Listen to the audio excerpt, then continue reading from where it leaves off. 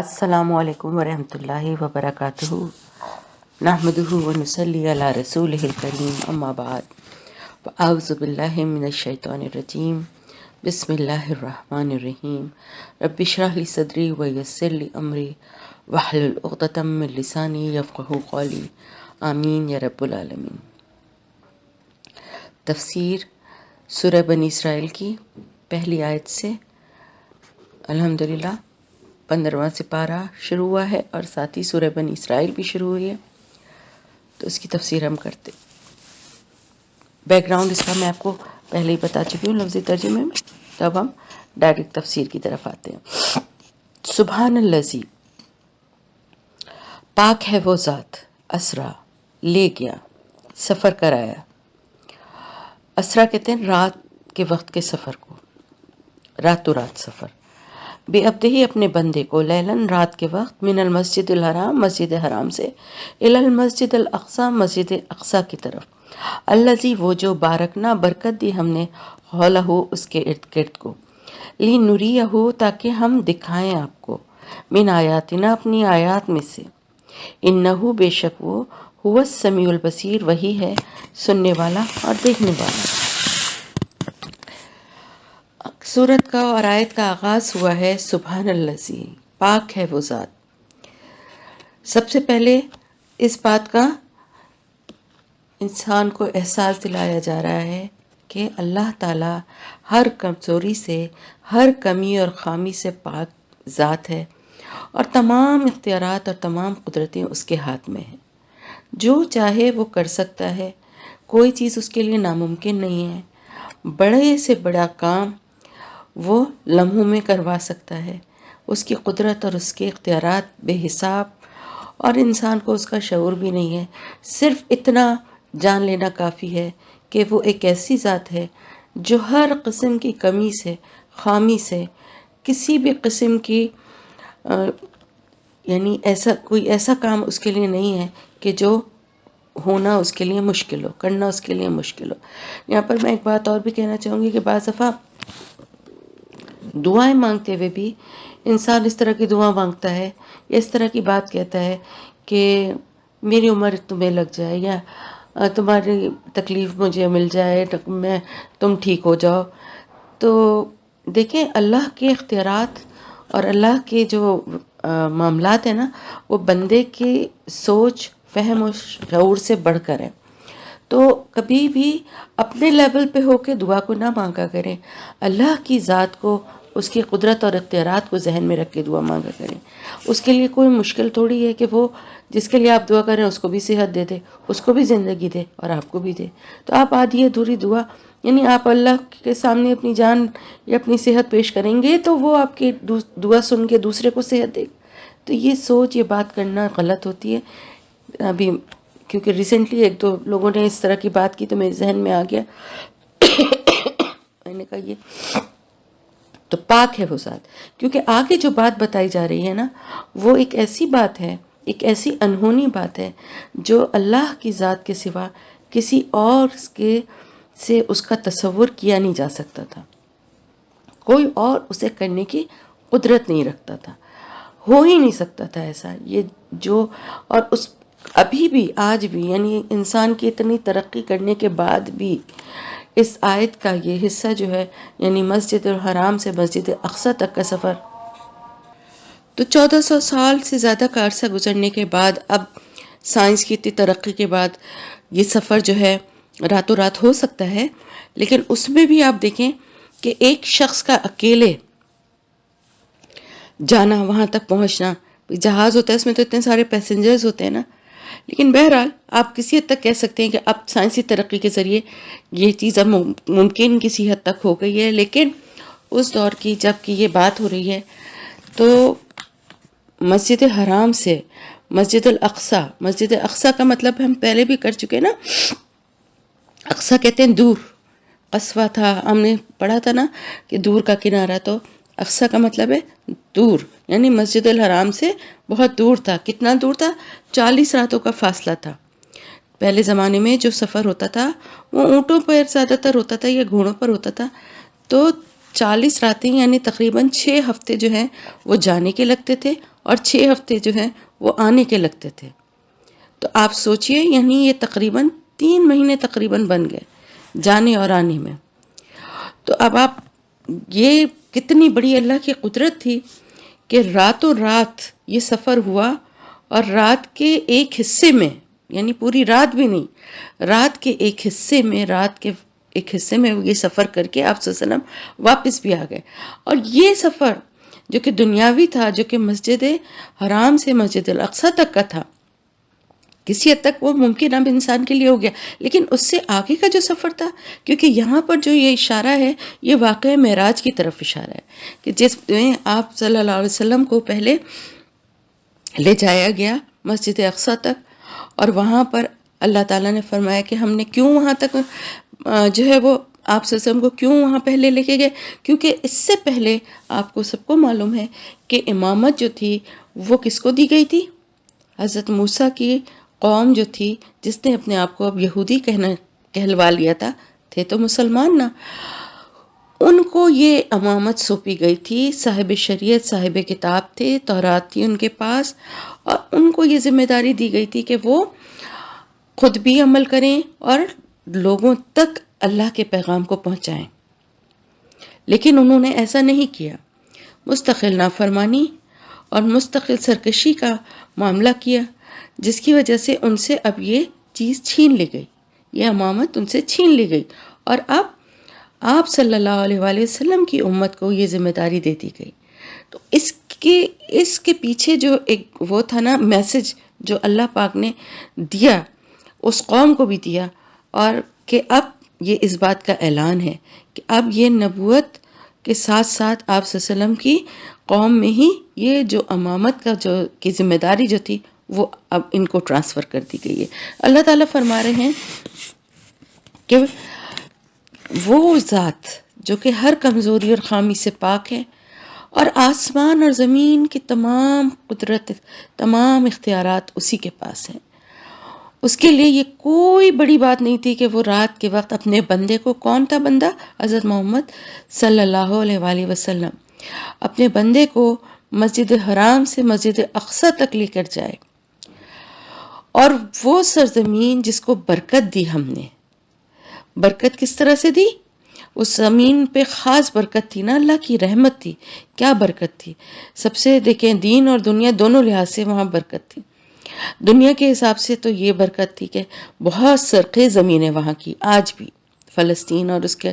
جو علاقہ ہے وہ بہت زرخیز ہے، اور خاص طور سے زیتون کے درخت، کھجور اور انجیر کے درخت جو ہے نا بہترین، وہاں کی زیتون کا جو کاشت ہوتی ہے وہ بہترین ہوتی ہے، اور یہ ہر طرح کے پھل وہاں اگتے ہیں. بکثرت وہاں نہریں ہیں، زرخیز زمین ہے. تو یہ تو دنیاوی برکت تھی. اور دینی لحاظ سے کیا برکت تھی کہ حضرت ابراہیم علیہ السلام سے لے کر یعنی آپ کی نسل سے حضرت اسحاق، حضرت یعقوب علیہ السلام، اور اس کے بعد حضرت عیسیٰ علیہ السلام تک بے شمار پیغمبر اسی زمین پر آئے. یہ دینی لحاظ سے برکت تھی، دین کے حساب سے تھی نا کہ اتنے سارے پیغمبروں کی سرزمین تھی وہ، اور اللہ نے یہ برکت اس کو دی تھی. اللہ تعالیٰ فرما رہے ہیں کہ جو برکت ہم نے دی تھی اس کے ارد گرد کو، یعنی اس ماحول کو، اس جگہ کے سراؤنڈنگز کو، کہ وہ زمین خیر و برکت والی تھی. اور آپ صلی اللہ علیہ وسلم کو وہاں اسی لیے بھیجا تاکہ آپ کو بھی اپنی آیات میں سے، اپنی نشانیوں میں سے کچھ نشانیاں دکھائیں. اب وہ نشانیاں کیا کیا تھیں؟ وہ آپ ایک تو سب سے بڑی نشانی یہ تھی کہ ایک ہی رات میں اتنا لمبا جو سفر تھا وہ رات کے ایک حصے میں کروایا. پھر اس سرزمین تک، صرف سرزمین تک نہیں اللہ نے پہنچایا بلکہ مسجد اقصی تک پہنچایا. اور وہاں مسجد اقصی میں تمام انبیاء جو تھے وہ اپنے، اللہ پاک نے اپنے جسد مبارک یعنی اپنے جسموں میں اللہ پاک نے ان کو بھیجا، اور وہاں آپ صلی اللہ علیہ وسلم نے تمام انبیاء کی امامت کروائی، جو کہ اس بات کا اعلان تھی کہ اب ہدایت کے لیے پچھلی تمام نبیوں کی تعلیمات جو تھیں وہ منسوخ ہو گئی ہیں، اور ہدایت کے لیے اب محمد صلی اللہ علیہ وآلہ وسلم ہی رہنما ہے. اور آپ کے اوپر جو کتاب نازل ہوئی ہے اور آپ جو اللہ کے احکامات بتا رہے ہیں اب ان کو ہی مانا جائے گا۔ اور اس سفر سے اللہ تعالیٰ کا مقصد یہ بھی تھا کہ اللہ تعالیٰ آپ کو اپنی قدرت کے عجائبات دکھانا چاہتا تھا۔ کون سے عجائبات تھے؟ 40 دن کی مسافت رات کے قلیل ترین وقت میں طے کروانا، مسجد اقصیٰ سے ہر مسجد حرام سے مسجد اقصیٰ لے جانا، پھر مسجد اقصیٰ سے آسمان تک لے جانا، تمام انبیاء کو مجسم کر کے دکھایا گیا، ان سے ملاقات کرا گئی، پھر آپ صلی اللہ علیہ وسلم نے ان کی امامت کروائی،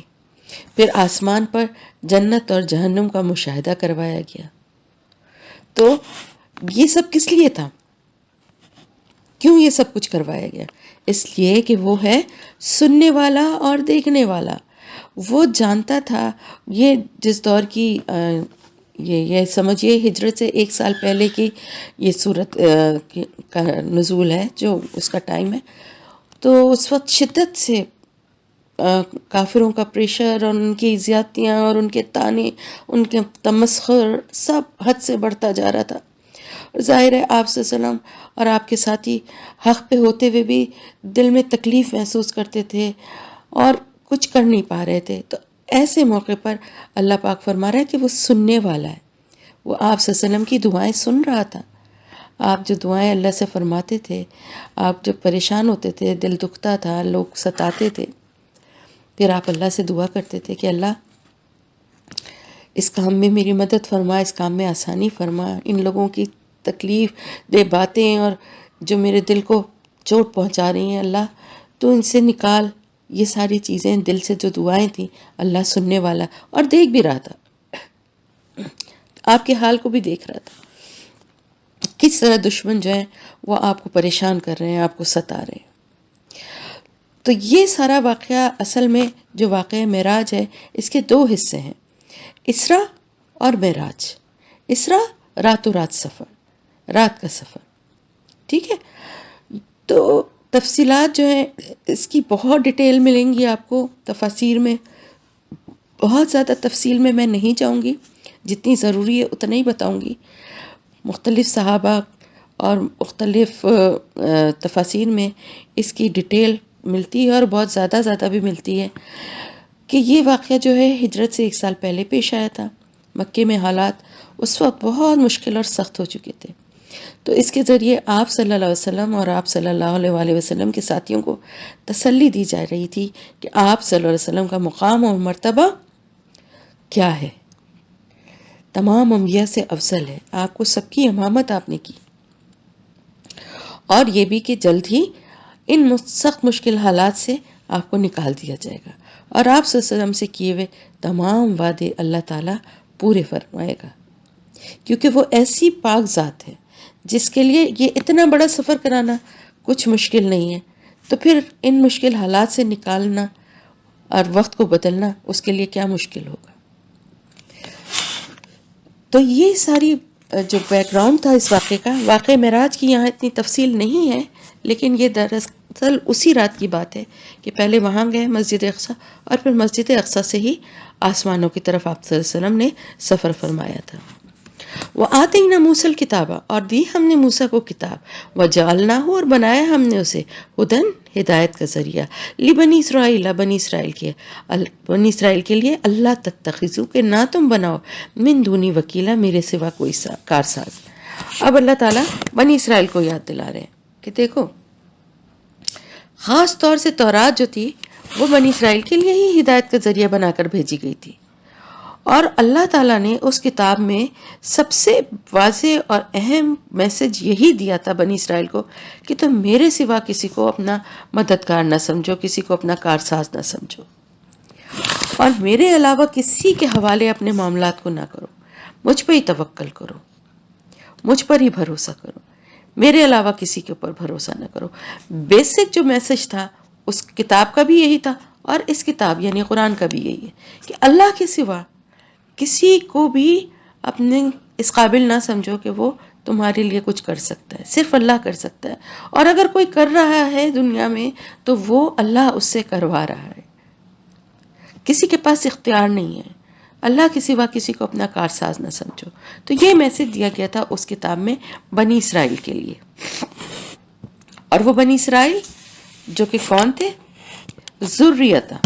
اولاد من حملنا، ان کی جنہیں سوار کیا ہم نے، ما انوح ساتھ نوح علیہ السلام کے، انہو بے شک وہ، کانا تھا، عبدن شکورا بندہ شکر گزار. تو اللہ تعالیٰ فرما رہے ہیں کہ بنی اسرائیل جن کو پہلے امامت کا منصب پر فائز کیا گیا تھا، وہ در حقیقت تھے کون؟ اللہ کے ایک شکر گزار بندے، حضرت نوح علیہ السلام، جو کہ اللہ پہ توکل کرنے والے اور اللہ کے لیے خالص ہو کے اللہ کے دین کے لیے کام کرنے والے جو نبی تھے، پہلے نبی تھے کہ جن کی ایک مشرک قوم سے کا سامنا کرنا پڑا. اس سے پہلے شرک جو تھا وہ، اور گناہ تو ہوئے لیکن شرک جو تھا وہ حضرت نوح علیہ السلام کی قوم سے ہی اس کا آغاز ہوا. تو اللہ تعالیٰ فرما رہے ہیں کہ سب سے پہلے تو یہ بات یاد رکھو کہ تم کون ہو بنی اسرائیل، تمہیں کیا منصب دیا گیا تھا، تمہیں کتنا بڑا تمہارے اوپر ذمہ داری ڈالی گئی تھی. اور اس کے لیے کیا ضروری تھا؟ اس کے لیے ضروری تھا کہ مخلوق پر بھروسہ کرنے کے بجائے خالق پر بھروسہ کرتے، اسی سے مدد مانگتے، اسی کو اپنا کارساز سمجھتے. اور تم تو ان کی اولاد ہو جنہوں نے سب سے پہلے شرک کے خلاف، جنہوں نے سب سے پہلے جب نبی تھے حضرت نوح علیہ السلام، جنہوں نے شرک کے خلاف اللہ کے دین کو پھیلانے کے لیے کام کیا، مستقل مزاجی سے، اولو العزم پیغمبروں میں سے ایک تھے. اور جن کی اولاد کو، یا جن کے جو 7 ایمان لانے والے جو لوگ تھے، تقریباً 80 کے قریب لوگ تھے جو کہ اللہ کے چنے ہوئے بندے تھے. اللہ تعالیٰ فرما رہے ہیں کہ ان بندوں کو جن کو اللہ پاک نے نجات دی تھی اور کشتی میں سوار کیا تھا، اس طوفان سے اللہ نے ان کو بچایا تھا، وہ اللہ کے شکر گزار بندے تھے، حضرت نوح علیہ السلام بھی اور ان کے ساتھ وہ چنے ہوئے بندے بھی جن کو اللہ نے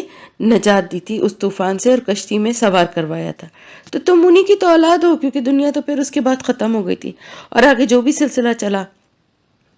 وہ حضرت نوح علیہ السلام کی اولاد سے ہی چلا نا. تو اللہ تعالیٰ فرما رہے ہیں کہ ایسے شکر گزار بندے کے اولاد ہو کر تم کس طرح یہ ناشکری کی باتیں کرتے ہو. وَقَدَيْنَا، اور آگاہ کر دیا ہم نے، اِلَى بنی اسرائیل، بنی اسرائیل کو، فی الکتابی کتاب میں، لَتُفْسِدُنَّ، البتہ تم ضرور فساد کرو گے، فی الارض زمین میں، مرتین 2 بار، وَلَتَعْلُنَّ، اور البتہ تم ضرور سرکشی کرو گے، علواً سرکشی، کبیرہ بہت بڑی. آگاہ کر دیا ہم نے،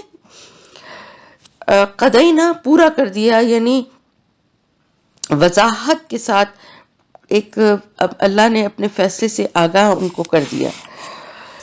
کہ تم بنی اسرائیل، تم اپنی کتاب میں ضرور دین میں فساد کرو گے. اپنی کتاب میں کیسے کرو گے؟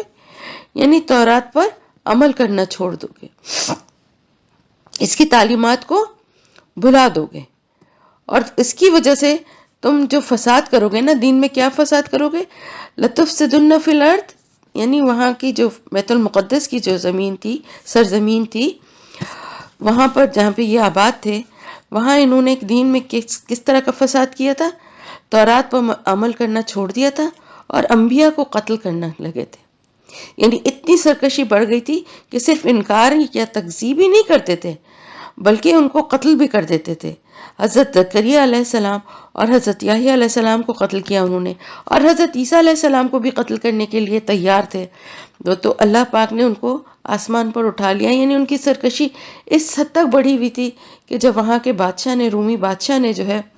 وہ پوچھا ان سے کہ ان کا کوئی خاص عید کا تہوار، کوئی موقع تھا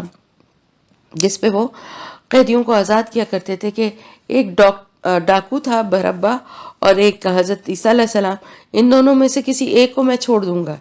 یہ اختیار، مطلب انہوں نے ان سے پوچھا تھا تو انہوں نے کہا آپ ڈاکو کو چھوڑ دیں. یعنی ان کی سرکشی اس حد تک بڑھی ہوئی تھی کہ حضرت عیسیٰ علیہ السلام کو انہوں نے قتل کرنے کی پوری پلاننگ کی تھی. وہ اب اللہ نے ان کے ساتھ جو معاملہ کیا وہ ایک الگ بات ہے. تو ان فسادات کی تفصیل تورات اور انجیل میں موجود ہے،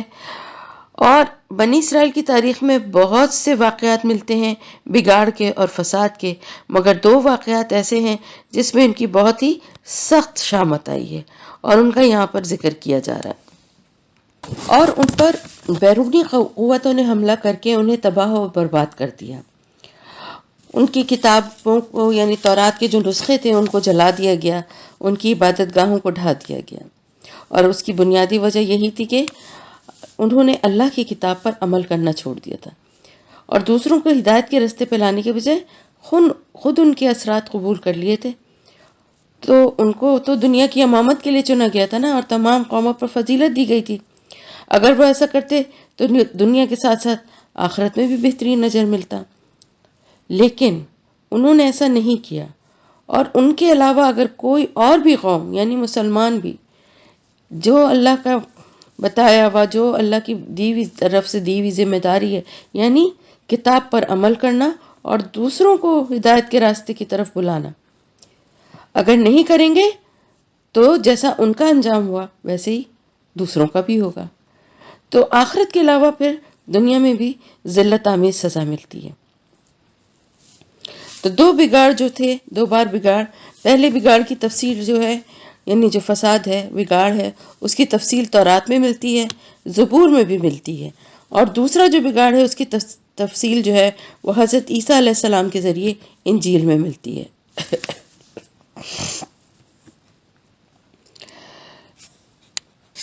اب آگے کی یہ جو 2-3 آیتیں ہیں میں ایک ساتھ ان کو پڑھ دیتی ہوں، اور پھر کیونکہ یہ پورا جو واقعات جو ہیں وہ پھر ایک تسلسل سے آپ جو ہیں وہ آپ کو سمجھ میں آئیں گے۔ فَإِذَا پھر جب آ گیا وعدہ اولاہما ان دونوں میں سے پہلا، یعنی 2 دفعہ اللہ تعالیٰ نے فرمایا تھا نا کہ 2 دفعہ تم فساد کرو گے اور 2 دفعہ تم ضرور سرکشی کرو گے، سرکشی بہت بڑی۔ تو اللہ تعالیٰ فرما رہے ہیں کہ جب اللہ کا وعدہ جو تھا، جو اللہ نے فرما دیا تھا، وہ ویسے ہی ہوا۔ پہلی دفعہ باسنا بھیجا ہم نے علیکم تم پر، عبادا لنا اپنے بندوں کو، اولی باس زور والے، لڑائی والے، جنگجو، شدید جنگجو، فجاسو تو وہ گھس گئے، خلالت دیار اندر گھروں کے، وکانا اور تھا، وعدم مفعولا ایک وعدہ پورا ہو کر رہنے والا، ثم پھر رددنا لوٹا دی ہم نے، لکم تمہارے لیے، الکرتا واپسی، علیہم ان پر، وامددناکم اور مدد دی ہم نے تمہیں، بی اموالن 7 مالوں کے، وبنین اور بیٹوں کے، وجعلناکم اور بنا دیا ہم نے تمہیں، اکثرا کثرت سے، نفیرا نفری میں تعداد میں، ان اگر احسن تم بھلائی کرو گے تم، احسن تم بھلائی کی تم نے، لینفسکم اپنے نفسوں کے لیے، وَإِنْ أَسَأْتُمْ اور اگر برا کیا تم نے، فَلَهَا تو اسی کے لیے ہے۔ فَإِذَا پھر جب آ جائے گا وعد الآخرہ وعدہ دوسری بار کا، لِيَسُوءُ تاکہ وہ بگاڑ دیں، وجوہکم چہرے تمہارے، وَلِيَدْخُلُوا اور تاکہ وہ داخل ہوں، المسجدہ مسجد میں، کما جیسا کہ دخلوہ وہ داخل ہوئے تھے اس میں، اول مرتن پہلی بار، وَلِيُتَبِّرُوا اور تاکہ وہ تباہ کر دیں، ماں جس پر علو وہ غالب آئیں، تدبیرہ بری طرح تباہ کرنا۔ عسیٰ امید ہے، ربکم رب تمہارا، ان کے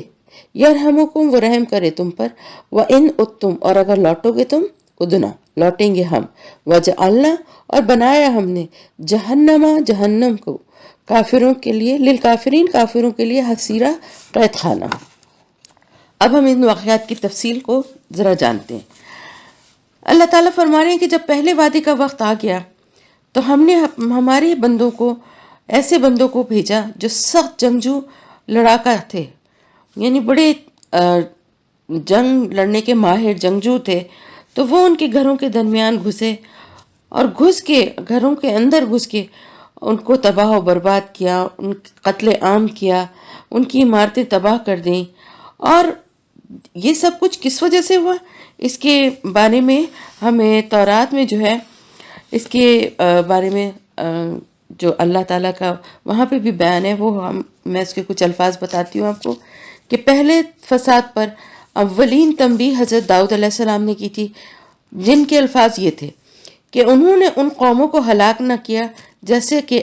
خداوند نے ان کو حکم دیا تھا، بلکہ ان قوموں کے ساتھ مل گئے اور ان کی طرح کے کام سیکھ گئے اور ان کے بتوں کی پرستش کرنے لگے جو ان کے لیے پھندا بن گئے، بلکہ انہوں نے اپنے بیٹے بیٹیوں کو شیاطین کے لیے قربان کیا اور معصوموں کا خون بہایا۔ اس لیے اللہ تعالیٰ کا قہر اپنے لوگوں پر بھڑکا اور اسے اپنی میراث سے نفرت ہو گئی، اور اس نے ان کو ان قوموں کے قبضے میں کر دیا اور ان سے دعوت رکھنے والے ان پر حکمران ہو گئے۔ کیونکہ ہوا کیا تھا کہ یہ بجائے اس کے کہ جب کسی علاقے کو، جب یہ واپس فلسطین کی طرف لوٹے، اور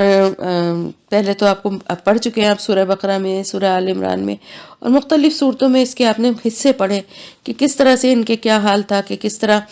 یہ سمندر پار کر کے آئے اور آتے ہی فوراً کیسی انہوں نے فرمائش کی تھی کہ ہمیں ایسے بت ہمیں بھی بنا دو، اور پھر صحرا میں بھی مختلف مواقع پہ نافرمانی کرتے رہے، اور جب ان کو شہر کو فتح کرنے کے لیے وہاں بھیجا گیا تو کہا کہ یہ تو بڑے زبردست طاقتور قوم ہے، ہم اس سے نہیں لڑ سکتے، آپ اور آپ کا خدا جا کر لڑیں۔ خیر بہرحال مختصر یہ کہ ان کی جنگ ہوئی اور حضرت داؤد علیہ السلام نے جو ہے وہ فتح ہوئی، اور حضرت داؤد علیہ السلام کی قیادت میں یہ وہاں داخل ہوئے۔ اب وہاں جانے کے بعد انہوں نے اس علاقے کو جب فتح کرنے کے بعد، تو وہاں کی جو قوم تھی، بجائے اس کے کہ یہ ان میں اللہ کے پیغام کو پہنچاتے اور ان کو راہ راست پر لاتے، انہوں نے ان کے طور طریقے، ان کی عبادت کے طریقے اور ان کی جو غلط کام تھے جو کہ نہیں ان کو سیکھنے چاہیے اور کرنے چاہیے تھے، مشرکانہ تمام رسم و رواج، وہ ساری چیزیں انہوں نے اپنا لیں۔ بالکل ایگزیکٹلی جیسے مسلمانوں نے جب ہندوستان فتح کیا تو شروع میں کچھ عرصے تو جو مسلمان تھے اپنے اس پہ قائم رہے، لیکن اگر مسلمان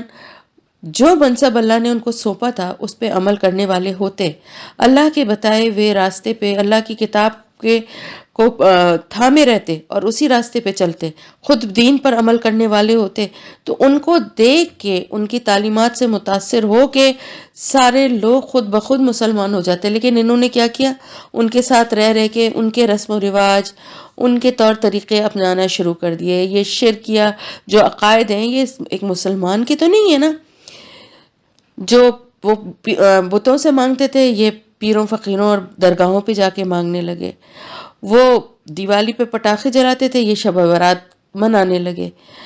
وہ بھجن گاتے تھے اپنے مندروں میں انہوں نے قوالی شروع کر دی،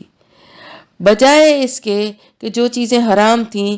ان کو سختی سے ان کو حرام رکھتے اور لوگوں کو دین کی تبلیغ کرتے، لوگوں کو اللہ کے دین کی طرف بلاتے، یہ ان کے رنگ میں خود رنگ ہے۔ اسی طرح سے بنی اسرائیل نے بھی یہی کیا کہ اس قوم کے ساتھ رہ کے اس کے جو طور طریقے اور اس کے جو مشرکانہ عقائد تھے، طریقے تھے، وہ سب اپنا لیے۔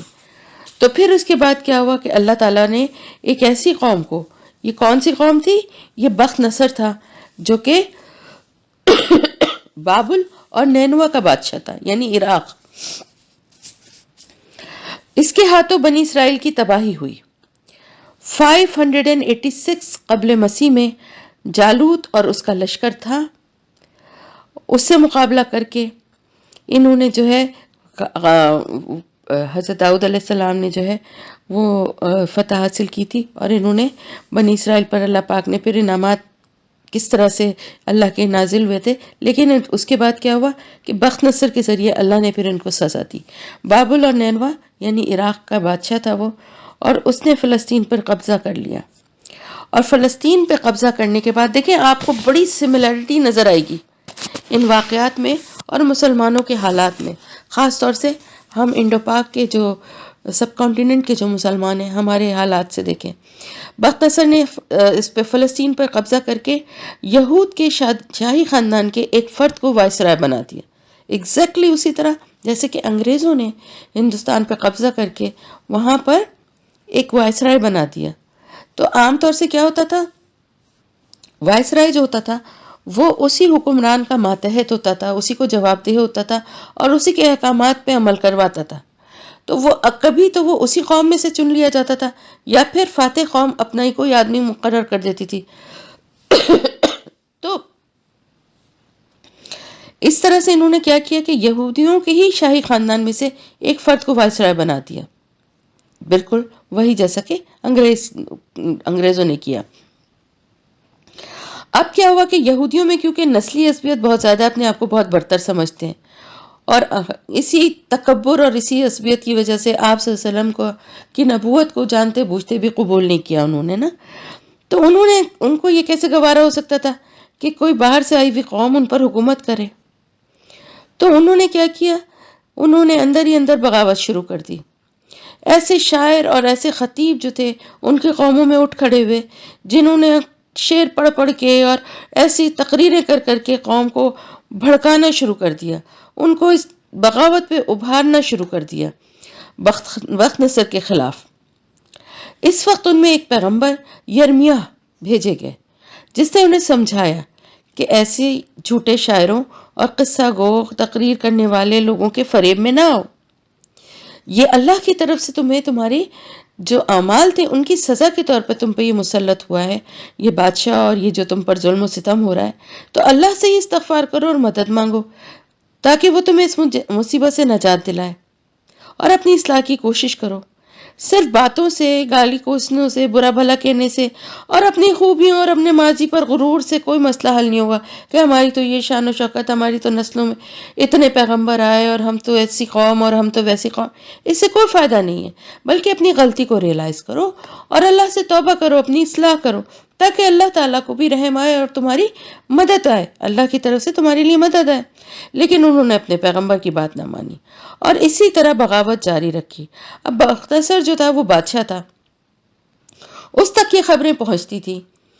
کہ کس طرح یہاں پر بغاوت ہو رہی ہے، اس کو برا بھلا کہا جا رہا ہے. پھر چھوٹی موٹی جنگیں اور ہوتی تھی علاقوں میں، وہاں پر اس کے لوگوں کو بھی مارا جا رہا ہے، اور اس کے جو مقرر کردہ وائسرائے اس کی بھی بات نہیں سنی جا رہی.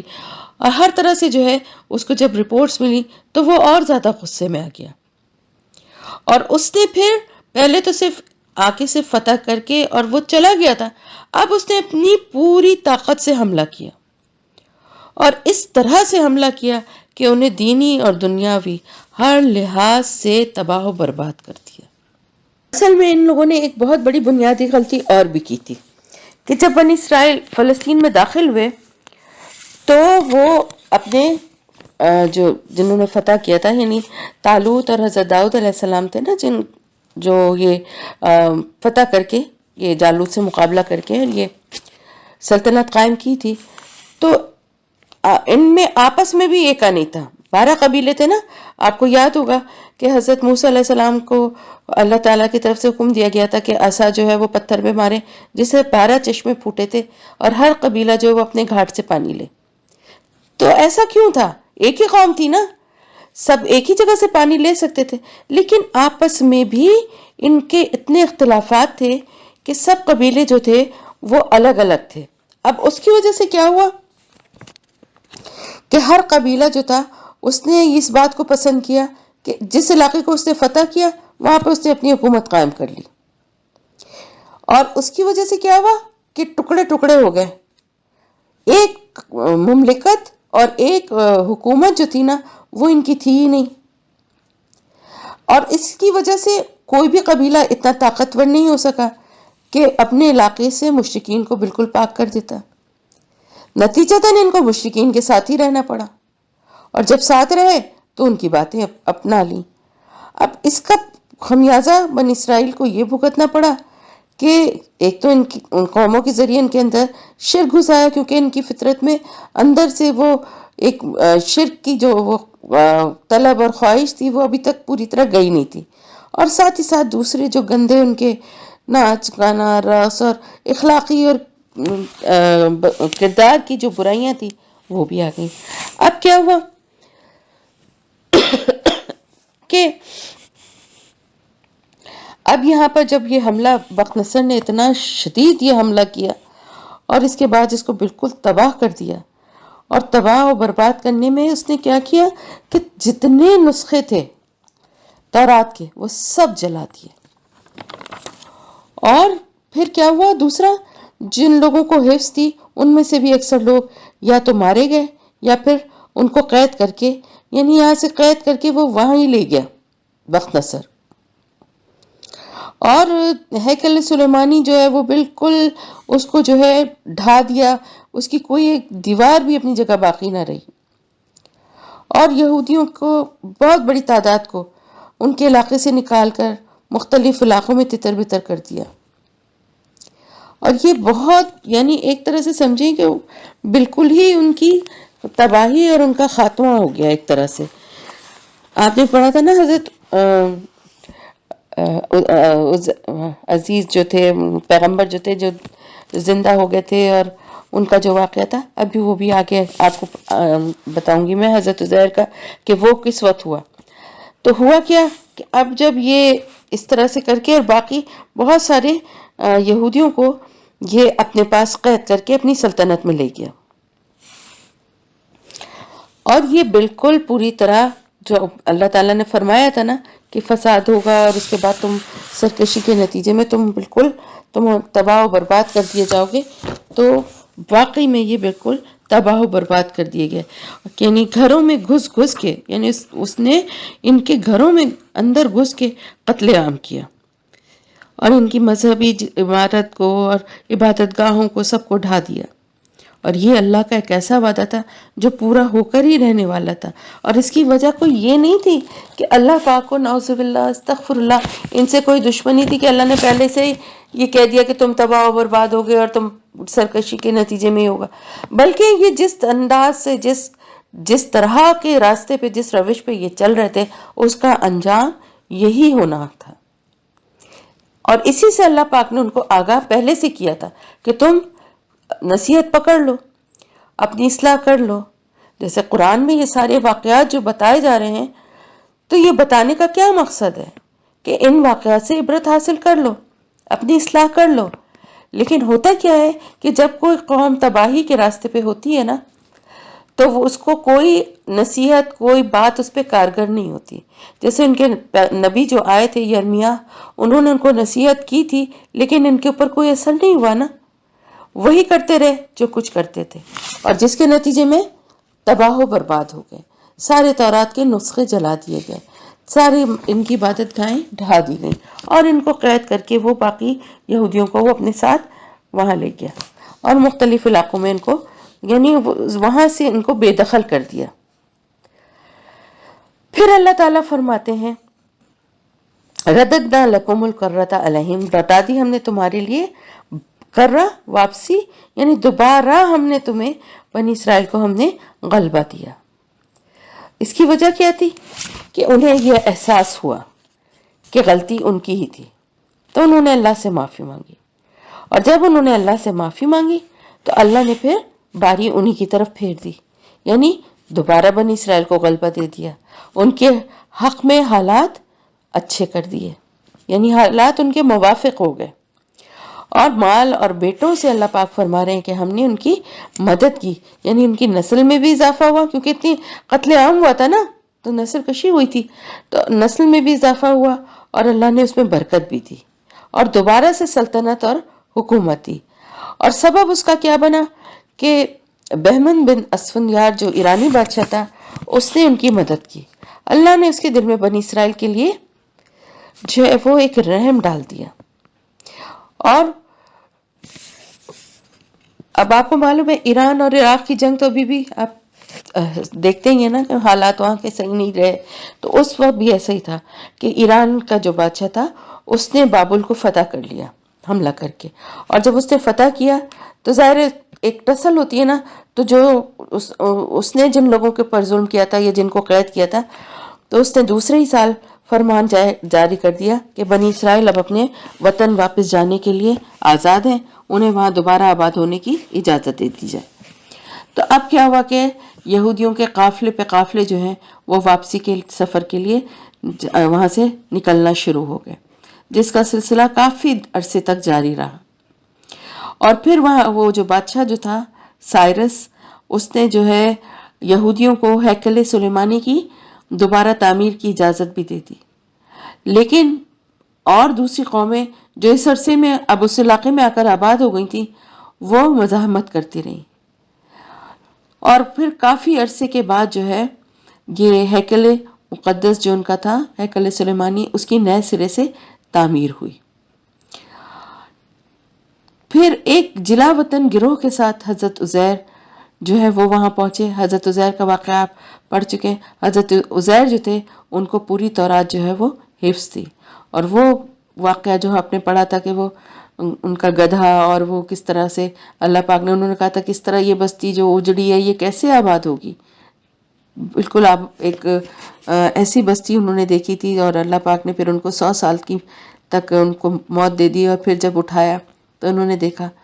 کہ ان کا گدھا بھی مرا ہوا پڑا تھا، اور لیکن کھانا جو ہے وہ ویسے کا ویسا تازہ تھا۔ تو یہ اللہ کی قدرت تھی نا کہ جس کو اللہ پاک جس طرح سے چاہے محفوظ بھی رکھ سکتا ہے، اور جس کو چاہے جب چاہے اس کو ختم بھی کر سکتا ہے۔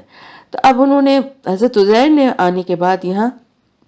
بہت کام کیا۔ انہوں نے یہودی قوم کے تمام جو اصلاح کرنے والے جو نیک اچھے لوگ تھے ان کو جمع کر کے ایک مضبوط نظام قائم کیا۔ پھر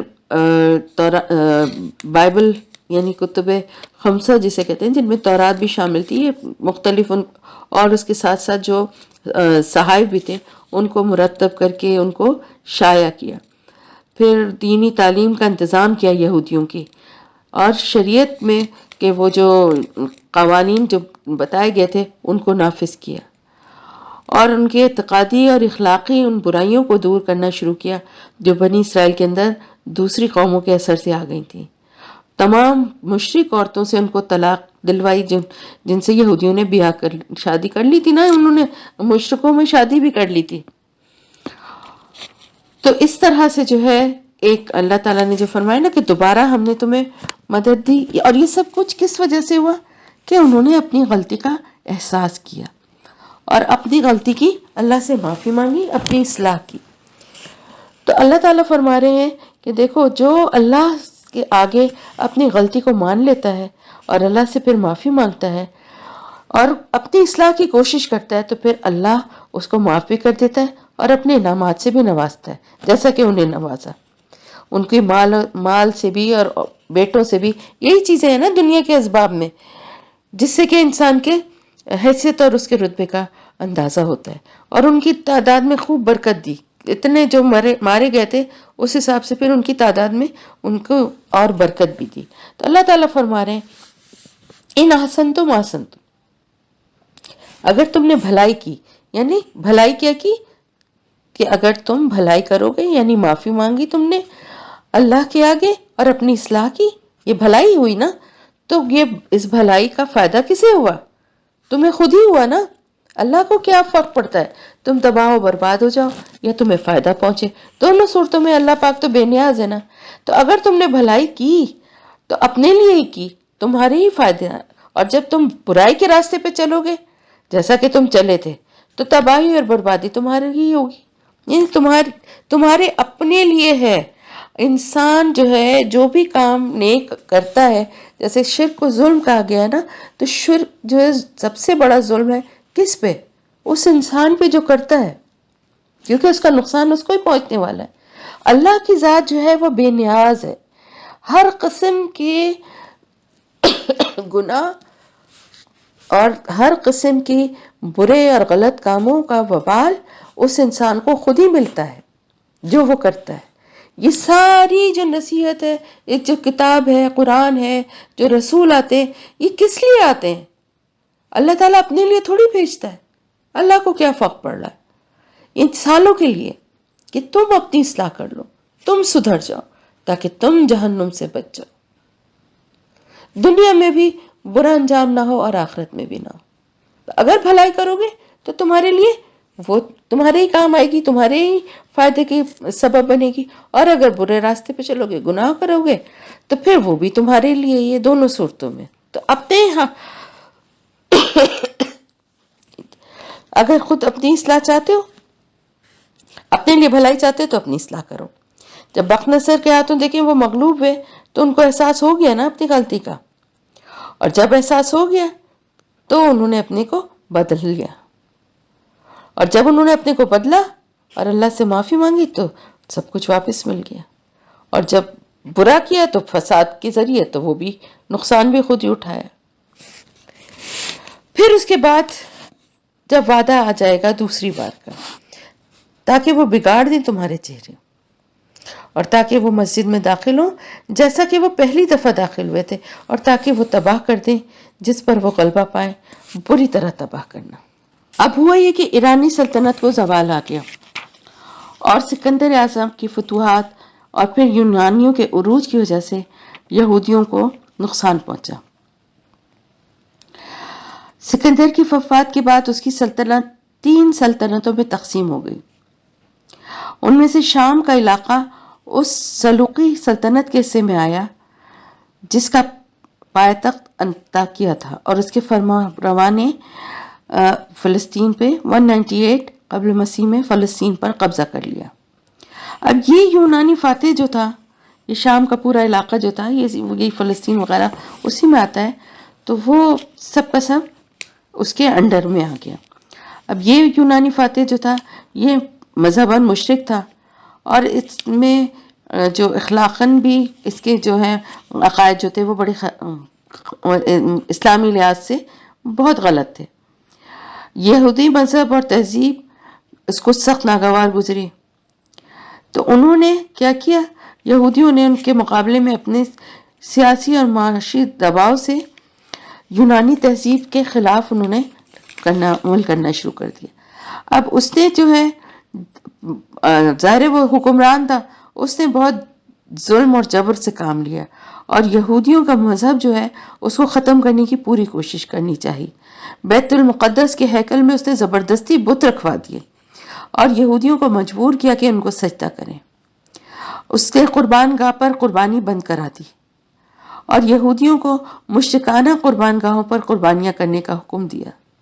اس نے ان سب لوگوں کے لیے سزائے موت تجویز کی جو اپنے گھروں میں تورات کا نسخہ رکھیں، یا سبت کے احکام پر عمل کریں، یا اپنے بچوں کے ختنے کرائیں۔ لیکن یہودی اس جبر سے مغلوب نہیں ہوئے، کیونکہ حضرت عزیر علیہ السلام نے اتنی اچھی ان کی ٹریننگ کر دی تھی، اور اتنا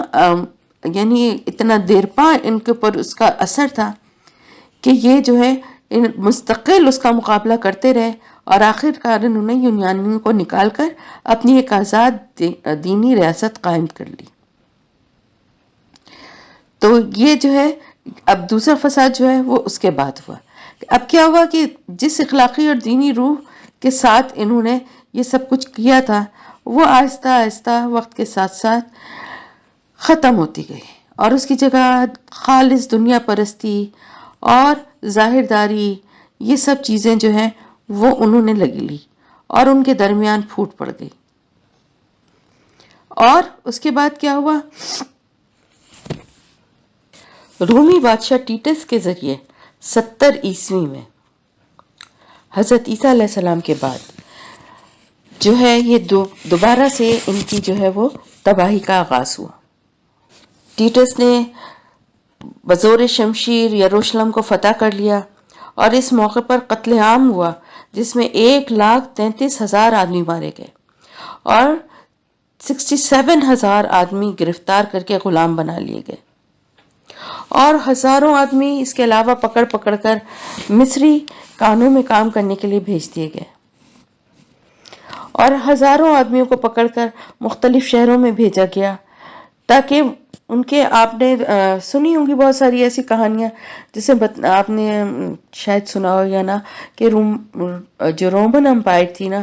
ان کا کلچر یہ تھا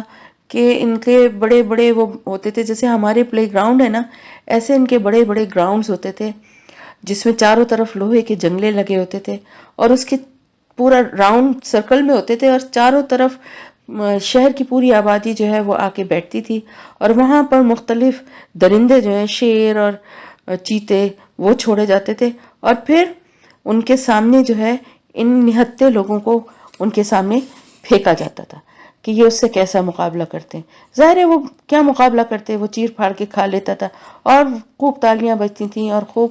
یعنی یہ وحشت اور یہ بربریت جو تھی، ایسا مزاج اس قوم کا تھا جس نے کہ ان کو جو ہے فتح کیا اور ان کا اتنا برا حشر کیا۔ اور یہاں یروشلم کے شہر اور ان کا ہیکل جو تھا اس کو مسمار کر دیا، یعنی بالکل تباہ و برباد کر دیا، پیوند خاک کر دیا۔ اس کے بعد فلسطین سے یہودیوں کا اثر اور اقتدار ایسا مٹا کہ 2000 برس تک پھر ان کو سر اٹھانے کا موقع نہ ملا، اور یروشلم کا ہیکل پھر کبھی تعمیر نہ ہو سکا۔ تو یہ تھی وہ سزا جو بنی اسرائیل کو دوسرے فساد عظیم کی پاداش میں ملی تھی، یعنی پہلی دفعہ کیا تھا تو پہلی دفعہ کی سزا، اور دوبارہ پھر سدھرنے کے بعد دوبارہ جب بگاڑ پیدا ہوا تو پھر دوبارہ تباہی اور بربادی، اور ایسی ہوئی کہ بالکل ہی تباہ و برباد ہو گئے۔ عسا، امید ہے، ربکم، رب تمہارا، ان یرحمکم، کہ وہ رحم کرے تم پر، اور اگر تم لوٹو گے تو لوٹیں گے ہم۔ یعنی عسا یعنی امید ہے۔ اللہ کی رحمت سے کیا امید ہے؟ ابھی بھی امید ہے۔ اللہ تعالیٰ فرما رہا ہے کہ اس کے بعد بھی امید تھی۔ تمہارے رب کی رحمت کے دروازے تو کھلے ہوئے تھے، اگر تم پلٹ آؤ،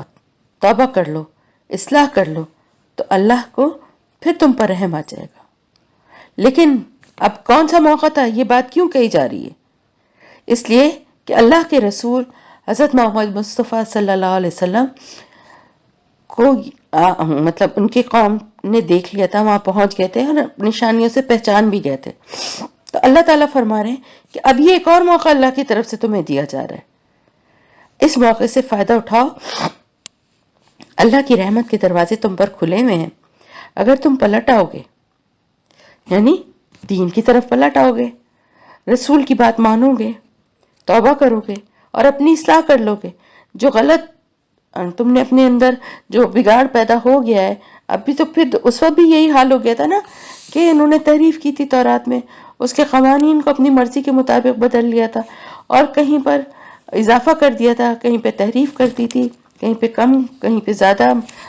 اپنے بادشاہوں کو خوش کرنے کے لیے، اپنے جو ان کے مذہبی پیشوا تھے انہوں نے اپنی مرضی سے قوانین کو بھی چینج کر دیا تھا، تعلیمات کو بھی بدل دیا تھا، عام لوگوں تک اس کی پہنچ ہی نہیں تھی۔ تو اگر تم ابھی بھی پلٹ آؤ گے اور اللہ کی رسول کی بات کو سنو گے، ان پر ایمان لاؤ گے، اور اب جو کتاب اللہ کی طرف سے نازل کی گئی ہے اس کی تعلیمات پر عمل کرو گے، یہی طریقہ ہے توبہ کرنے کا اور اصلاح کرنے کا، تو اللہ کی رحمت پھر تم پر ہو جائے گی۔ لیکن اگر تم نے اللہ اور اس کے رسول سے سرکشی کی، وہی روش پھر سے اختیار کی، وَإِن تم ادنا، یعنی اگر تم پھر اسی روش کی طرف لوٹو گے، اسی راستے کی طرف لوٹو گے، تو ہمارا عذاب بھی دوبارہ لوٹ آئے گا۔ اور وہ عذاب لوٹا، آگے آپ پڑھیں گے سورہ حشر میں کہ کس طرح سے یہودی جو ہیں وہ مدینہ سے نکالے گئے، ان کا کیسا قتل عام ہوا، اور باقیوں کو کس طرح جلا وطن کر کے وہاں سے نکالا گیا۔ یعنی انہوں نے پھر سے سرکشی کی اور رسول کی بات نہیں مانی، اپنی اسی روش پہ جب وہ قائم رہے تو اللہ کا عذاب بھی اسی طرح ان پر آیا، جیسے پہلے تباہ برباد ہوئے تھے، پھر سے تباہ و برباد ہوئے۔ تو آپ کے خلاف سازشیں کرنے والے ان یہودیوں کے لیے تعذیب کے لیے یہ سارے واقعات بیان کیے گئے جو کہ ان کی کتاب میں موجود تھے، ان کو معلوم تھا۔ اس کتاب میں اس لیے بتایا گیا، دوبارہ سے بتایا گیا، اس وجہ سے کہ یہ بھی اللہ کی کتاب ہے، اس میں کوئی شک و شبہ ہے ہی نہیں۔ اس کتاب کو اگر تم اب مان لو گے، کیونکہ یہ اب اللہ کی طرف سے نازل کردہ کتاب ہے جو کہ آخری کتاب ہے اور جس میں کوئی تحریف قیامت تک نہیں ہو سکتی، تو پچھلی ساری کتابیں، پچھلی تمام رسولوں کی شریعت سب کینسل ہو گئی نا اس کے بعد۔ تو اب تم اگر اللہ کے رسول کو مانو گے، اللہ کی بات کو مانو گے، تو پھر اللہ کی رحمت ہوگی، ورنہ جو انہوں نے کیا، یعنی آپ کا انکار کیا، آپ صلی اللہ علیہ وسلم کے خلاف سازشیں کی، تو پھر انہیں مارا بھی گیا اور جلا وطن بھی کیا گیا۔ اور کافروں کے لیے دنیا میں تو یہ سزائیں ہیں ہی، جہنم میں بھی جہنم بھی ان کے لیے قید خانہ بنا دی گئی ہے۔ یعنی قید خانہ کیا ہوتا ہے؟ جہاں سے انسان ایک لمحے کے لیے بھی نکل نہ سکے، ایک شدید تکلیف دہ عذاب، ایک تنگ جگہ، زنجیروں میں جکڑے ہوئے، آگ کی بیڑیاں، آگ کی لپٹیں، اور اس میں سے 1 سیکنڈ کی بھی ان کو مہلت نہیں ہے، ایسا قید خانہ۔ ان بے شک ہاذا یہ القرآن قرآن یہدی رہنمائی کرتا ہے، للتی اس بات کے لیے، ہی اقوم وہ جو سب سے زیادہ درست ہے، ویبشر المومنین اور ایمان والوں کے لیے، الذین یعملون الصالحات وہ لوگ جو عمل کرتے ہیں نیک یا اچھے، ان لہم بے شک ان کے لیے، اجرن کبیرہ اجر ہے بہت بڑا۔ دراصل یہ کتاب، یہ قرآن، یہ کس لیے بھیجا گیا ہے؟ یہ ہدایت کے لیے، رہنمائی کے لیے بھیجا گیا ہے، اس بات کی جو کہ سب سے زیادہ درست ہے۔ یعنی قرآن سے زیادہ درست اور سیدھی سچی صاف بات کوئی نہیں ہو سکتی۔ جو راستہ قرآن دکھا رہا ہے نا ہمیں، اللہ اور جنت کی طرف لے جانے والا، اس سے زیادہ کریکٹ اور اس سے زیادہ ایگزیکٹ راستہ کوئی اور نہیں بتا سکتا۔ اور یہی قرآن جو ہے خوشخبری ہے ایمان والوں کے لیے، ان لوگوں کے لیے جو کہ ایمان لاتے ہیں اور پھر نیک عمل کرتے ہیں، ان کے لیے یہ گارنٹی ہے اس بات کی کہ جو شخص اللہ کے بتائے ہوئے راستے پہ چلتا ہے اور ایمان لانے کے بعد نیک عمل کرتا ہے، اس کے لیے بہت بڑا اجر ہے۔ وَأَنَّ الَّذِينَ اور بے شک وہ لوگ جو لا یؤمنون نہیں وہ ایمان لاتے، بالآخرتی آخرت پر، اعتدنا لہم عذابا الیما تیار کیا ہے ہم نے ان کے لیے دردناک عذاب۔ یعنی یہ قرآن اللہ کی جو بھیجی ہوئی یہ کتاب ہے نا، یہ ہے ایک سمجھ لیجئے کہ ایک آپ کے لیے ایک ہدایت کا ایک ایسا راستہ ہے، یعنی جج کرنے کا ایک ایسا پیمانہ ہے کہ جو اس پہ عمل کرتا ہے اور ایمان لانے کے بعد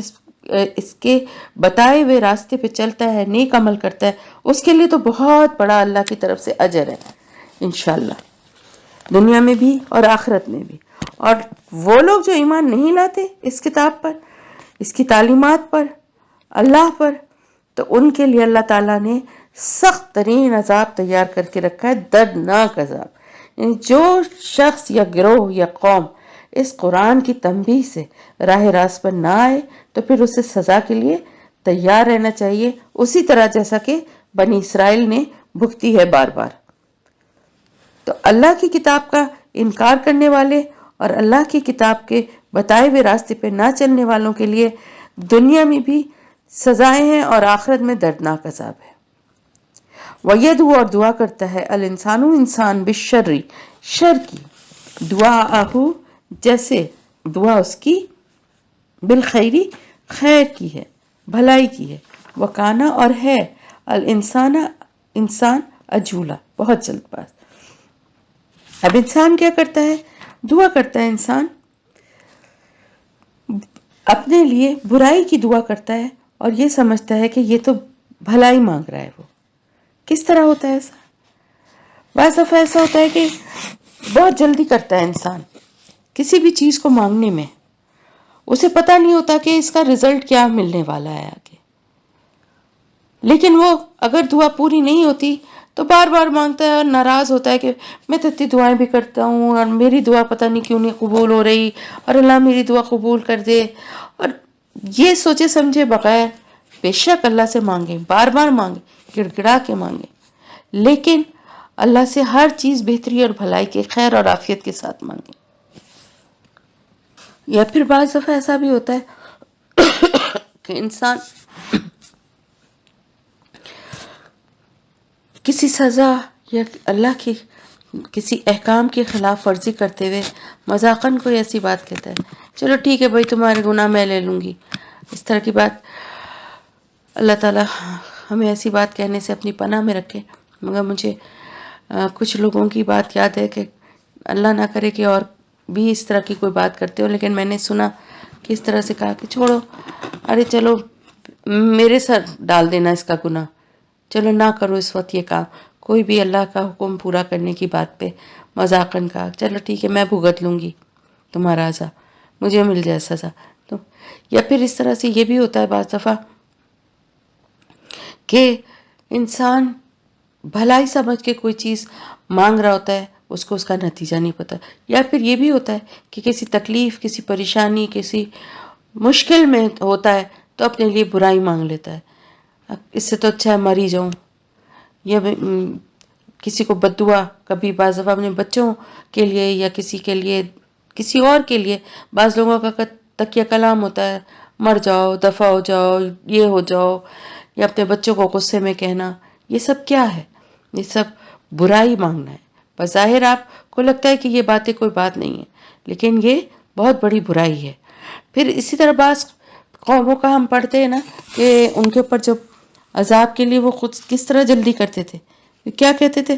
کہ اگر تم سچے ہو تو لے آؤ ہمارے اوپر عذاب۔ حضرت نوح علیہ السلام کی قوم نے بھی یہی کہا، اور دیگر قوموں نے بھی، یہاں تک کہ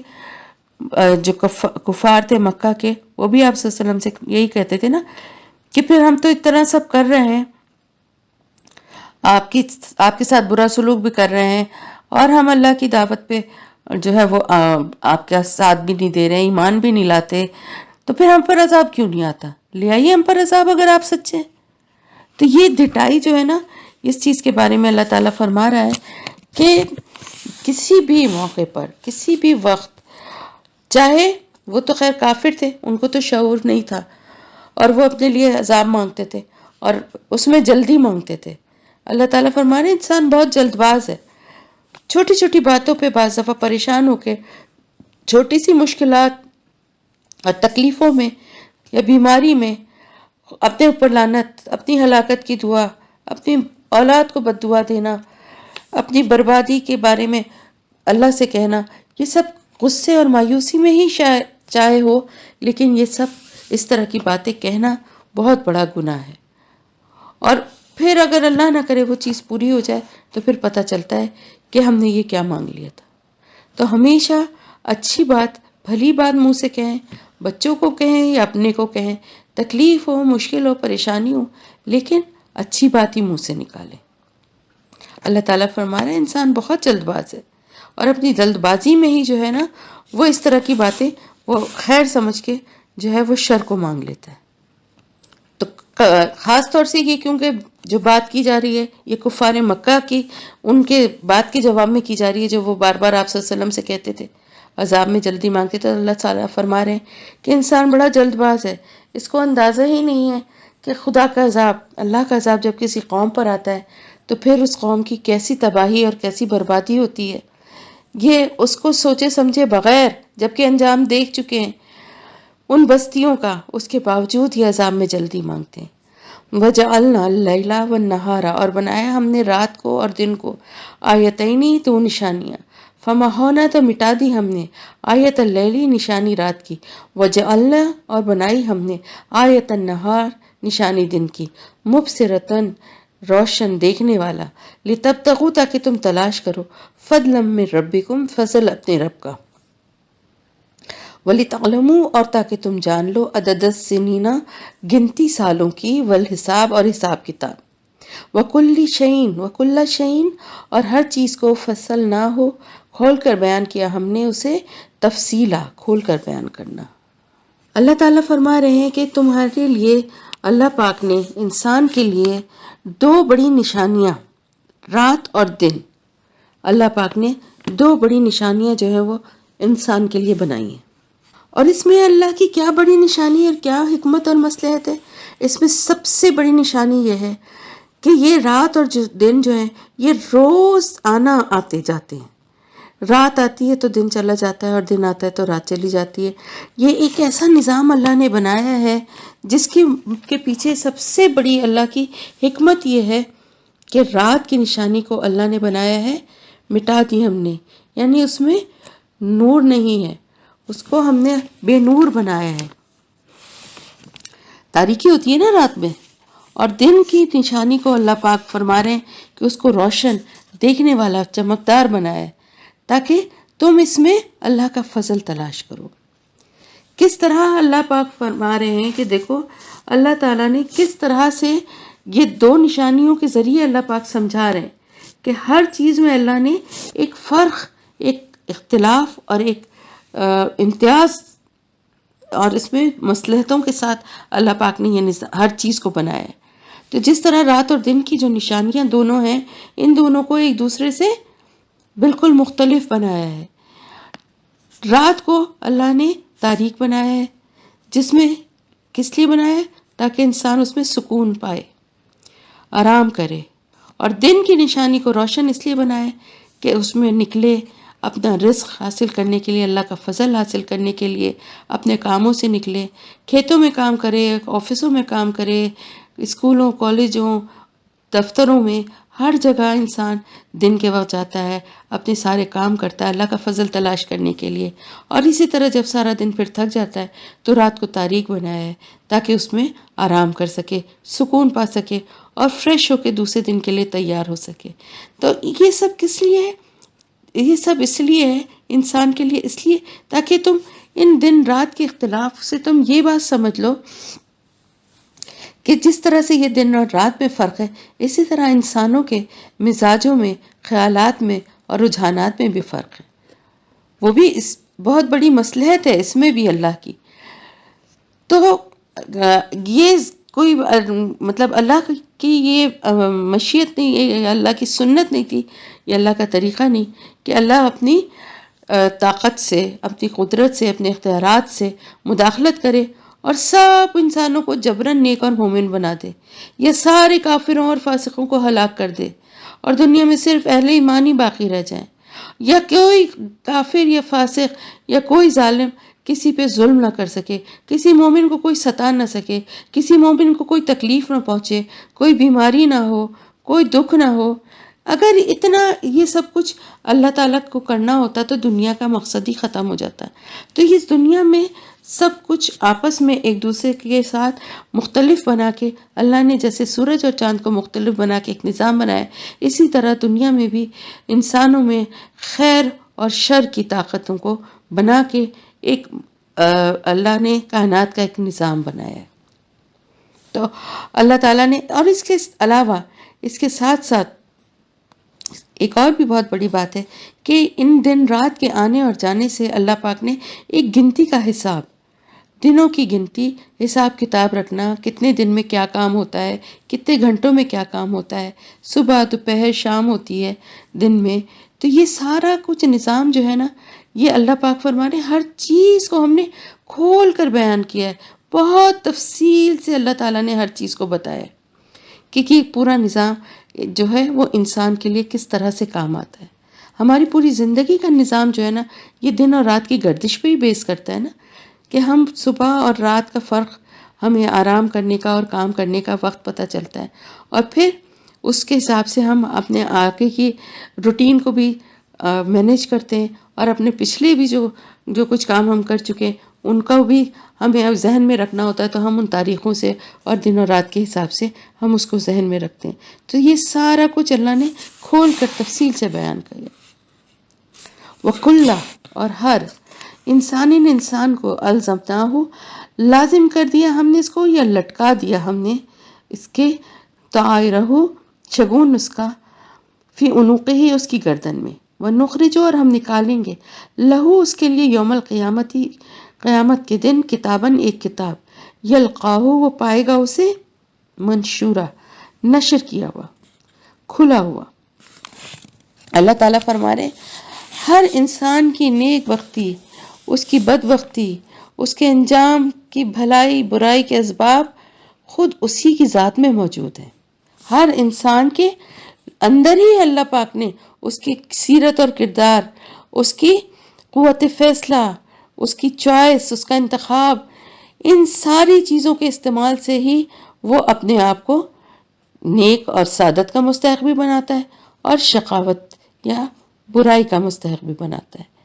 نادان لوگ اپنی قسمت کے شگون جو ہے وہ باہر سے لیتے پھرتے ہیں اور ہمیشہ دوسروں کو ہی اپنی بدبختی کا ذمہ دار ٹھہراتے ہیں، مگر حقیقت کیا ہے کہ ان کا جو نیکی اور خیر اور شر کا جو ان کا معیار ہے اور جو ان کا نظام ہے، جو کچھ بھی وہ کرتے ہیں وہ اللہ نے ان کے گلے میں ہی ڈالا ہوا ہے. وہ خود اپنے گریبان میں منہ ڈالیں تو ان کو اندازہ ہو جائے گا کہ جس چیز نے ان کو بگاڑا اور تباہی کے راستے پہ ڈالا وہ ان کے اپنی ہی برے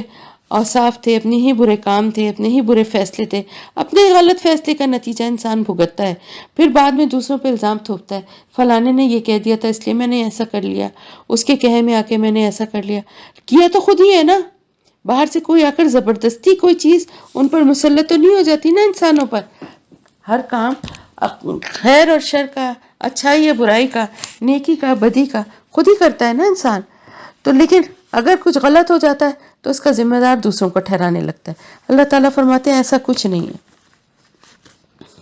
جو گردن میں لٹکا ہوا ہے توق، یا جسے آپ یہ سمجھ لیجئے کہ نامہ اعمال ہے آپ کا، تو وہ اسی کا شگن ہے. جو آپ کرتے ہیں نا وہی شگن ہے، کہ کوئی دوسرا نہیں آپ کو شگن دے سکتا کہ یہ چیز کام تمہارے لیے بڑا اچھا ثابت ہوگا. آپ کو خود فیصلہ کرنا ہے اور آپ ہی کے اوپر اس کی ذمہ داری ہوگی. اور قیامت کے دن اللہ تعالیٰ فرما رہے ہیں کہ ایک کتاب وہ ہے جس کو وہ پائے گا نشر کیا ہوا، یعنی وہ کتاب جو ہے وہ کھلی ہوئی صاف ہوگی اور اس میں سب کچھ نشر ہو رہا ہوگا، یعنی بتایا جا رہا ہوگا. تو وہ توق جو گلے میں لٹکا ہوگا نا، وہ یا تو قیامت کے دن کا توق بنے گا یا پھر قیامت کے دن اس شخص کی خوش قسمتی کی علامت بنے گا. یہ اس کے اپنے ہاتھ میں. ہمارے ہاتھ میں ہے نیکی کرنا بھی اور برائی کرنا بھی، رات بھر جاگ کے ٹی وی پہ فلمیں دیکھنا بھی اور رات بھر جاگ کے اللہ کے آگے کھڑے ہو کے عبادت کرنا بھی، دن بھر میں 5 وقت اذان سن کے نماز پڑھنا بھی اور اذان کو سننے کے بعد دوسرے کاموں میں لگ جانا اور نماز نہ پڑھنا بھی. دونوں چیزیں اختیار میں ہے نا انسان کے. تو نیکی اور بدی دونوں اللہ نے اس انسان کے گلے میں ڈالا ہوا ہے، جو اس کو خود کرنا ہے، اور اس کا ذمہ دار بھی وہ خود ہی ہوگا، کوئی دوسرا نہیں ہوگا. اور قیامت کے دن اس کا وہ سارا نامہ اعمال جو ہے وہ کھول کے سامنے نشر کیا جا رہا ہوگا، اور پھر اس سے یہ کہا جائے گا اقرا، پڑھو کتابہ کا، کتاب اپنی، کفا کافی ہے، بنفس کا ساتھ تیرے نفس کے، الیوم آج، علیہ کا تجھ پر حساب لینے والا، حسیبہ حساب لینے والا. تو اب آپ یہ دیکھیں کہ اس انسان سے خود ہی کہا جائے گا، ہر انسان سے، کہ پڑھو اپنی کتاب، تمہارے سامنے کھلی ہوئی ہے نا، اور اس میں ہر چیز ہوگی شروع سے لے کر آخر تک، سب پڑھو. کوئی تمہیں آج تمہارا حساب کوئی دوسرا نہیں لے گا، تم خود اپنا حساب پڑھو، خود دیکھو جو تم لکھ کر تمہاری کتاب میں لکھا ہوا ہے، جو کچھ زندگی تم نے گزاری ہے، سیاہ و سفید جو کچھ بھی دنیا میں کیا ہے، وہ سب تمہاری کتاب میں لکھا ہوا ہے نا. اب خود سے پڑھو. بالکل ایسے ہی جیسے کہ کلاس میں کوئی اسائنمنٹ دیے جاتے ہیں اور پھر بعض بچوں سے کہا جاتا ہے نا، جن کے بہت اچھے ہوتے ہیں اسائنمنٹ، ان سے کہا جاتا ہے کہ کھڑے ہوں کلاس میں اور پڑھ کے سنائیں. اسی طرح جن کے بہت خراب اور وہ ہوتے ہیں ان سے بھی کہا جاتا ہے کھڑے ہوں، ذرا آپ بھی بتائیے آپ نے کیا لکھا ہے، کچھ لکھا ہی نہیں ہے یا یہ لکھا ہے آپ نے. ایسا ہوتا ہے نا. استغفر اللہ. تو وہ پوری زندگی کا حساب کتاب اس کتاب میں لکھا ہوا ہوگا، جو کہ انسان سے کہا جائے گا کہ پڑھو، اور وہ پڑھے گا، پڑھنے پہ مجبور ہوگا اس دن، کیونکہ سب کچھ اس میں ایک ایک چیز واضح ہوگی اور وہ کسی چیز کا انکار نہیں کر سکے گا، کیونکہ اسے سب یاد ہوگا. اللہ کی طرف سے ایسا میموری اس کو دی جائے گی کہ وہ شروع سے لے کے آخر تک اس کو ہر چیز یاد ہوگی، اور ہر بات کو وہ کسی چیز کو ڈینائی نہیں کر سکے گا، اس کے اعضاء گواہی دیں گے. تو اس دن اس سے کہا جائے گا کہ پڑھو، آج کے دن تمہارے حساب جو ہے وہ خود ہی، تمہاری کتاب ہی کافی ہے تمہارا حساب لینے کے لیے. من اہتدی، جو ہدایت پائے گا، فإنما، تو بے شک، یہتدی، وہ ہدایت پاتا ہے، لنفسہ، اپنے ہی نفس کے لیے، ومن ضل، اور جو گمراہ ہوا، فإنما، تو بے شک، یضل، وہ بھٹکتا ہے، یہ گمراہ ہوتا ہے، علیہا، اپنے ہی اوپر، ولا تزر، اور نہ بوجھ اٹھائے گا، وازرۃ، کوئی بوجھ اٹھانے والا، وزر اخری، بوجھ دوسرے کا، وما، اور نہیں، کنہ، ہیں ہم، معذبین، عذاب دینے والے، حتیٰ، یہاں تک کہ، نبعث رسولا، ہم بھیجیں کوئی رسول. اللہ تعالیٰ فرما رہے ہیں جس نے ہدایت پائی تو اپنی ذات کے لیے ہی پائی، اس کا فائدہ بھی اس کو ہی ہوگا، اور جو گمراہ ہوا، بھٹک گیا، تو اپنے ہی اوپر اس کا نقصان بھی پائے گا، یعنی اپنے غلط کام کا ذمہ دار وہ خود ہی ہوگا. دنیا میں چاہے وہ دوسروں کو ذمہ دار ٹھہراتا رہے کہ اس کی وجہ سے ایسا کر لیا تھا میں نے، یا اس نے مجھے یہ راستہ دکھایا تھا، میں اس کی وجہ سے چلا گیا تھا، لیکن در حقیقت ہر انسان اپنے فعل کا ذمہ دار خود ہی ہوگا۔ ہر انسان اس دنیا میں اپنی ایک اخلاقی ذمہ داری رکھتا ہے، اور اس کی اپنی جو شخصی حیثیت ہے اس کے حساب سے وہ اللہ کے سامنے جواب دہ ہے۔ اس کی ذاتی ذمہ داری میں کوئی شخص اس کے ساتھ شریک نہیں ہوگا۔ دنیا میں وہ کتنے ہی آدمی، کتنے ہی قومیں، کتنی ہی نسلیں ایک جیسے کاموں میں اس شریک ہوں، لیکن جس شخص نے اس میں جتنا حصہ لیا ہے وہ اس کو اسی کے حساب سے جزا یا سزا ملے گی۔ اور اس انصاف کی میزان میں یہ ممکن نہیں ہے کہ دوسروں کے کیے کا وبال اس پر ڈال دیا جائے، اور نہ ہی یہ ہوگا کہ اس کے کرتوتوں کا بار گناہ کسی اور پر ڈال دیا جائے۔ کوئی بوجھ اٹھانے والا کسی دوسرے کا بوجھ نہیں اٹھائے گا، سب اپنا اپنا بوجھ خود اٹھائیں گے۔ دنیا میں چاہے بے شک کسی کو بھی ذمہ دار ٹھہراتے رہیں اپنی غلطیوں کا، ہمیں ایسا کر دیا تھا، ہمارے باپ نے نہیں ہمیں سکھایا، ہمارے بھائی نے نہیں ہمیں بتایا، دوستوں نے مجھے غلط راستے کی طرف ڈال دیا، کیا تو خود ہی ہے نا۔ شعور اور فہم کے بعد جو کچھ بھی ہے وہ اپنی ذمہ داری ہے انسان کی، کوئی بوجھ نہیں اٹھائے گا کسی کے گناہ کا، ہر ایک اپنا اپنا بوجھ خود اٹھائے گا۔ اور اللہ تعالیٰ فرما رہے ہیں کہ یہ اللہ تعالیٰ کی بہت بڑی رحمت ہے کہ اللہ پاک کبھی بھی ایسے عذاب نہیں بھیجتے جب تک کہ کوئی رسول نہ بھیجے، یعنی پہلے رسولوں کے ذریعے اللہ پاک ہدایت کا انتظام فرماتے ہیں، اور وہ رسول پوری اخلاص کے ساتھ، پوری سنسیئرٹی کے ساتھ نصیحت کرتی ہے، اللہ کی طرف بلاتی ہے۔ اللہ تعالیٰ فرما رہے ہیں کہ یہ ایک نظام ہے اللہ کا بنایا ہوا، اور اس پوری کوشش کے بعد جب رسول ناکام ہو جاتے ہیں اور اس قوم میں خیر کی کوئی امید باقی نہیں رہتی، تو پھر اس کے بعد اس پر عذاب آتا ہے۔ ایسے نہیں آ جاتا عذاب کہ اللہ تعالیٰ ویسے ہی کسی کافر قوم پہ یا ظالم قوم پہ عذاب بھیجتے، ان کو ان کی اصلاح کا موقع اللہ پاک ضرور دیتا ہے، رسولوں کے ذریعے، کتابوں کے ذریعے، ہر قوم کو، ہر امت کو اللہ پاک نے یہ موقع دیا ہے، اور اس کے بعد بھی ان کے اصلاح نہ کرنے پہ، ان کی سرکشی پہ، ان کی گھمنڈ اور تکبر پہ پھر عذاب آیا ہے۔